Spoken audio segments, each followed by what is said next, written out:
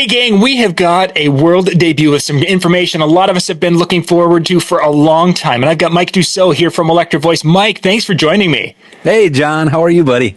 Doing well, doing well. This is like Christmas for mobile DJs as far as I'm concerned. The news we're dropping here is just fabulous. Tell us what's happening today at NAMM.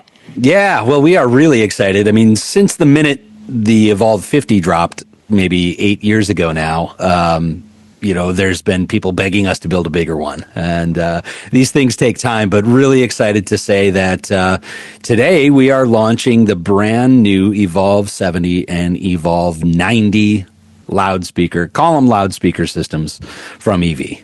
Nice. Excellent. So 2 new models coming to the line. Let's kind of give an idea of what are some of the features that'll make the 70 different than the 50? So yeah, it was really interesting because obviously, for years we've been researching and really working hard on it and wanted to deliver what the customers were asking for, right? And for the most part, it was asking us to catch up to some competitors out there that had some 15-inch subwoofer column systems on the market. And we thought that was a good idea.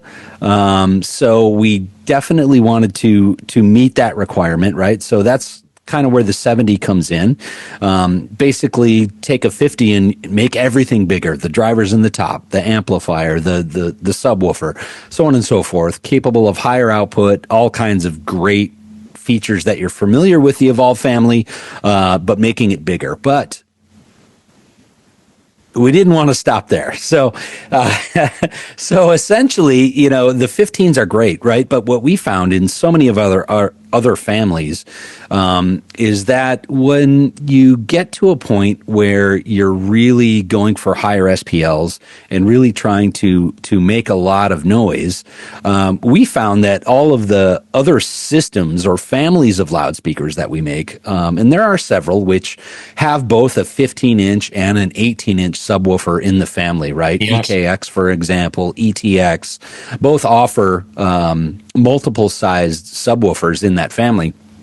But, knowing what we know about the market and who buys what, it's always the case that the 18-inch subs outsell the 15-inch subs probably like 80-20 or 90-10. I mean, the ratio of 18-inch subs is so much bigger that we decided, well, let's not just catch up, let's go one step further. Sure. Because we don't want to be behind the 8 ball again, and obviously just giving our customers options, right? So that's where the 90 comes in, is that we're also then offering an 18-inch subwoofer version of that, and that's called the Evolve 90. So pick your poison, the 70 or 90. Obviously, there's pros and cons and which direction you want to go, but having that flexibility and that ability to decide what's right for you. If everything's there, you can make the choice, right? Certainly. For sure. Yeah. There's different, as our good friend Ben Stowe talks about, is that sometimes when you need to move a lot of air, there's just no way around an 18. Yeah. They like to say no replacement for displacement. I think he has said that just after he says it depends, but that's another. Exactly. Right. That's another insert audio cliche here. Right. But that is somewhat true because, if you're really looking for that low end extension, and that additional headroom, I mean, we try to cheat physics, but you can only cheat it so much, and bigger subs will give you more low end, things like that. And that's not to short sell the 70 in any way, right? It's an incredible step up from what's been on the market. Very, very competitive, and can't wait for people to hear it. So, but having those options is a good thing. So you talked, of course, about there's going to be a new, the larger driver in the bottom, larger drivers in top, you mentioned, as well as new amplification. Let's talk a little bit about the technology side. What did you guys kind of do with that? Are we looking at the same menus and things and the same capabilities? Yeah, I mean, it's a lot of the features that, as far as the electronics are concerned, that you'd be familiar with. The integrated mixer. You've got the quick smart sharing link. I'm sorry, not the quick smart, but the quick link link. So be able to expand the channels and share them digitally over a cat cable between the two of them. That was something that we came out with in the 50M version. And some other pro features that we added that are new to the 70 and 90 are a PowerCon power instead of IEC cable. Sure. We added an AES EBU digital input. That's not huge in the DJ realm right now, but for those guys that are doing maybe higher level production and have some other outboard consoles that they would use for front of house, more and more mixers are starting to have digital outputs with AES, and that keeps the signal just very clean, right? And so adding those sort of things, you've got a full color menu on the back, and then physically is what a lot of the changes are, right? Capable of much higher SPLs, and we're doing that with larger amplification as well as more and bigger efficient drivers, right? In the tops, you've got what is it? I haven't memorized everything. It's 8 4.7 inch neodymium drivers in the top, so much more surface area there, which is going to be able to reproduce mids a lot more. I think some of the smaller systems, especially if you're putting through guitar or vocals, you want that stuff to really cut through, especially when you're doing larger events. So that'll just give you more headroom overall. Very efficient, very lightweight. And then, of course, in the subs, with the 15-inch, you actually have a 3-inch voice coil. And then in the 18-inch, you've got a 4-inch voice coil. So that's just really, rugged, robust design that allows you to reach higher SPLs more efficiently, and they sound really good too. So nice. At the end of the day, that's what it's all about. How good do they sound? How loud do they get? So let's jump back to the tops a little bit. You mentioned, of course, the larger driver. One of the things with the Evolve 50 that I absolutely loved was the ability or the dispersion of that. The way it was able to cover a space. Are we looking at a similar technology being used? Yeah, similar technology, although slightly different, right? What's unique about all of our column systems, from the 30 all the way up to these guys with the 70 and 90, is we actually do a waveguide over each individual driver. So when we're talking about column systems, you'll see some on the market, even some newer ones that have come out that really don't have any waveguides. And the reason why column technology works well, and the reason there's a benefit to using it, is with proper summation of all those drivers working together, you achieve very consistent, even coverage, so that they're all kind of acting as one driver, right? And it's a line array principle on a much smaller scale is kind of what we're doing there. So we've got individual waveguides over each individual driver, and you can see it if you kind of peek behind the grill a little bit, or hold your flashlight to the grill and peek behind it. You can kind of see what's going on back there. But you'll see other columns out there that have nothing. It's just an array of drivers. Some are actually physically pointing left, right. Some are just there. But we take the step to make sure that the summation is happening acoustically properly between all those drivers, and the results are just that much more well behaved. So when you ask specifically about what we're doing here now, as far as the coverage pattern on the new ones is a little bit different. So same basic principles, but knowing that the users for the larger systems are looking to achieve a higher impact and a farther throw with the systems, right?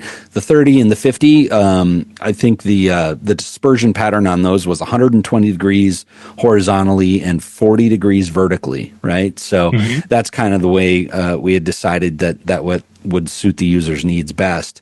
In a lot of the research we did, again, looking at that further throw, we actually kept that 120 horizontal coverage, so not too wide. You don't want it to get much wider than that, because now you're sending audio directly into the walls, right? In most venues that you're in, you don't want to, another audio cliche is point the loud part at the people, right? Not at the walls, right? So we don't want to go too wide with that. So we kept the 120.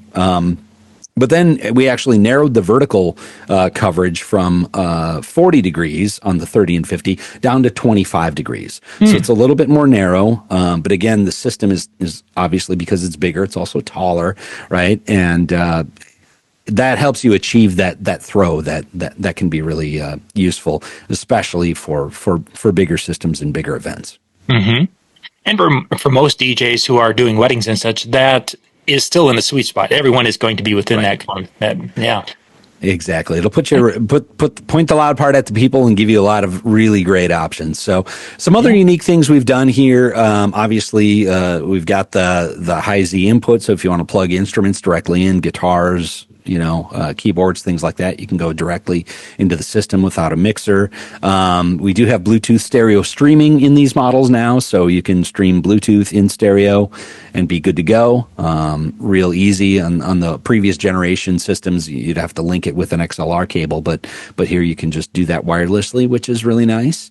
And then we actually added a cardioid mode to these systems. So we, for the first time, are going to offer then these subwoofers individually if you wanted to scale them. So if you wanted to add multiple subs, you could run them in cardioid mode to steer that low end the way you'd want. Or there's some additional benefits, obviously just additional low end. If you really want to get nuts and really start building it, with most systems, you'll find that a ratio of 2-to-1 subs to tops is generally an appropriate mix for headroom, because it's usually the subwoofers that run out of that headroom first, right? That's usually the limiting factor. So you can do that a couple different ways. If you decide to add another subwoofer to the system, you can do that. And that would either give you more low end output, or what you could actually do then is lower the overall output of those two subwoofers and match what you would have with just one. And that would give you then even further headroom to expand the system beyond the current SPL ratings, which is pretty significant. We've got 133 dB max SPL on the 70 at 1 watt, 1 meter. And 134 dB. So we've got a significant jump up. So the 50s, for instance, were 126. So 8 decibels louder from the 50 to the 90. That's a big jump. It doesn't sound like a lot, but that's really big. I mean, we perceive 10 dB is about a doubling of loudness, so it's nearly twice as loud.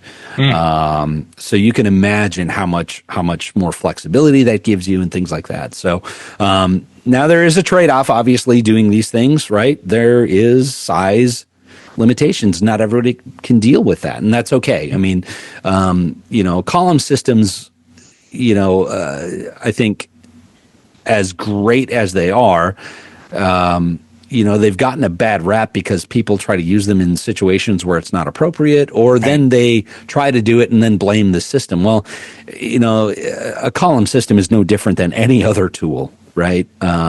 It solves some problems, but isn't perfect for every problem. So unfairly trying to say this is a one-size-fits-all, do everything system, there's no such thing, because there's trade-offs with everything you do. And being able to have that flexibility and multiple tools in your arsenal is always the right way to go. Obviously, you can always turn things down. It's a little more difficult to turn things up, but that comes at a cost. And in real financial, right, these things cost more money the bigger and more expensive they get, obviously. And there's also size and weight limitations. Maybe you can't handle a system of this size or things like that. Now, I will say that we did a really good job of making sure that these things are as portable as they can be, right? They're of course larger, but they're still easier to set up, and when weight is a factor, I'm very proud to say that ours is the 70. I can tell you exactly. The full system weight of the 70 is 78.3 pounds. Okay. That includes the top, the sub, the pole, the full everything. Right. I can tell you that's a couple pounds lighter than, say, the Evox 12. They've got that listed at 80 pounds, but we did actually measure that ourselves. That doesn't include, that 80 pounds does not include a pole, right? And it doesn't include the cable that you have to then use. So, is it the same or different, whatever. But the point is that we are lighter, not a ton, but even lighter still if you consider what else is out there. And I think the LD Maui 44 G2, that's actually 105 pounds, that system. So that's a 15-inch system. So we're over 20 pounds lighter than that one. So, and that's the neodymium that we're using. That's a lot of the design and careful. The care we took in making sure we can make it as lightweight and easy to move around as possible. Is it as light as a 30 or a 50? No, it's never going to be. Of course not. Yep. Of course it's bigger, but bigger gets you more output. So do you want that? Great. Go for it. If you don't, then the 50 is still an amazing choice, and the 30 is equally well suited. It's just getting the right tool for the right job. When we look at, actually, I'm sorry. Go ahead, John. The 90. You have the 90s numbers.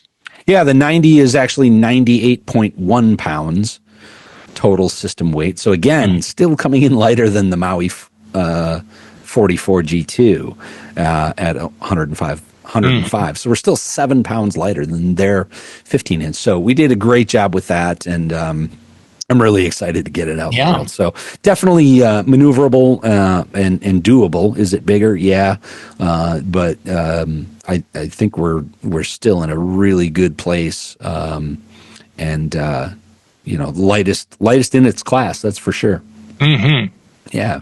Let's see. I want to jump back. You mentioned adding subwoofers to it. Now, is there going to be a specific sub that's going to be released, or can I use my EKX and ETX subs? Yeah, that's a good question. I mean, you can use whatever you want. I mean, there are settings to be able to use an external output from the rear panel and use any subwoofer you have. It's always a good idea to try to acoustically match the sub. So if you have, one of the Evolve subs in your system, obviously, it's always best practice to try to use another one of that same subwoofer. So that's why we will make those available. So you could do that. But there's not really any harm. In the end, though, I think most people will find that this system is really going to suit most of their needs, and it's a huge leap forward. I'd be really surprised to see a lot of applications where you'd need to start expanding subs, but it is an option should you want it. The point is that we've kind of really raised the bar for the expectations of output and setup that you can get out of a column system. Really, there's not much else on the market that can really come close to this stuff. And, it really gives you the opportunity to get the convenience of a column system, right? It's still really clean, fast setup. Even though you're dealing with larger components, it's still real easy in and out. But you're matching the output of conventional loudspeaker systems, right? I mean, this is maybe just a hair shy of what you would expect to get out of an ETX system. Certainly when you look at the overall pricing, you're also getting some advantage there because you're kind of buying it as a system instead of individual components. So there's a lot of wins here, that's for sure. So excellent.